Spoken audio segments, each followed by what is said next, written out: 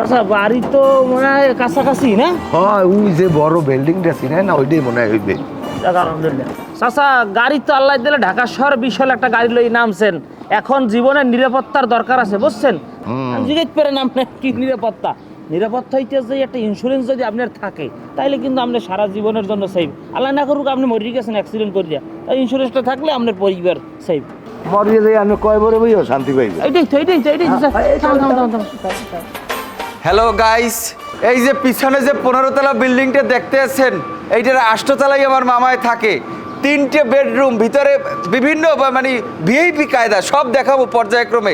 বিস্তারিত সামনের ব্লগে সব পাবেন, প্রত্যেক রুম, পাকের ঘর, বাথরুম থেকে শুরু করিয়া সব দেখাবো পরবর্তী ব্লগে। আপনারা আমার সাথে থাকুন, লাইক দিয়ে, শেয়ার দিয়ে, কমেন্টস করে পাশে থাকুন সবাই। দেখা হবে সবার সাথে নাকি? ভালো থাকেন। ই করো চলেন তাই আর কি। কমে না নামো নামো নামো ভাড়া দেন কেন ভাড়া দেবে? ভাড়া দিয়ে নামো নামো নামো নামো নামো। কেন ভাড়া দেবে? তুমি দাও। আরে আমি বেরোতে মুখমিতে, আমার 1000 টাকা নোট, 1000 খুঁজছো আছে। আপনি দেন ভাড়া। আরে বাবা আমার তো মানি ব্যাগ আনতে আমার মন নাই, আমার তো মানি ব্যাগই নেই। মেজাজটা কেমন লাগে? লঞ্চের পিছন বইতে হারের ব্রিটেন লেখা টাবাইছেন কমরে। হ্যাঁ ওই আমার খুঁড়ছো কয়টা আনলে হ্যাঁ শেষ আনতে বাট আমি মাল আমার টানার ডরে আমার জামা কাপড় তোর ব্যাগের মধ্যে। আচ্ছা ঠিক আছে, আপনার দেন যেহেতু ভাড়া নাই মামা, ভাড়াটা আপনি দিয়ে দেন। হ্যাঁ কেটে দেবে? আপনি দেন। দিয়ে দাও বড় 1000 টাকার নোট বানতে দেবে আনে সমস্যা নেই। আপনার মতো কাজটা কোন লোক আমি আমার জগতে দেই নাই, ফালতু লোক জানি কোথার।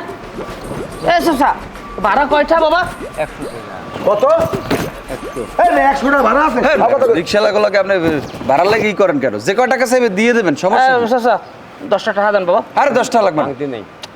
নাও।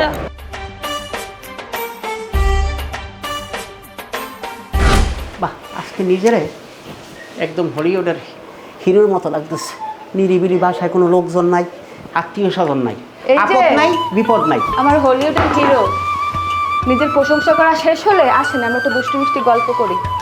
হ্যাঁ, একদম ঠিক বলছো। আমার তো আসলে বিশ্বাসই হচ্ছে না।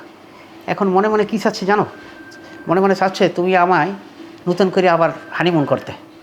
এই ফাঁকা বাসায় একদম নিরিবিলি, কোনো লোকজনই নাই। আহ, কি শান্তি। জানো তো আজ আমি মহা খুশি, কারণ গত 2 মাস পর তুমি আর আমি বাসায়, তাও আবার একা। আমার ভাবতেই অবাক লাগতেছে। এছাড়া তো তোমার অফিসের কলিগ, আমার বান্ধবীরা একজনের পর একজন লেগেই থাকে। আজকে ফোনটাও সাইলেন্ট করে রাখছি। এই শোনো না, তুমি আজ আমাকে একটা গান শোনাবে?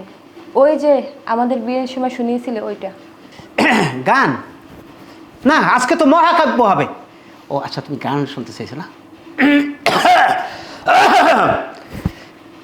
রিমি তুমি যে আমার, তুমি যে আমার। এই কিটা আবার অসময়ে কলিং বেল টাপে? এই ময়লা আলা নাকি? ওই সারা এতবার বলছি যে তুই আজকে ময়লা নিতে, ময়লা দিব না, তারপর আইয়া কলিং বেল চাপতেছে, মেজাজটা যায় গরম হইয়া। ময়লাওয়ালা? কই, ময়লাওয়ালা তো এভাবে বেল বাজায় না। মনে হইতেছে কেউ দরজা ভেঙে ফেলতে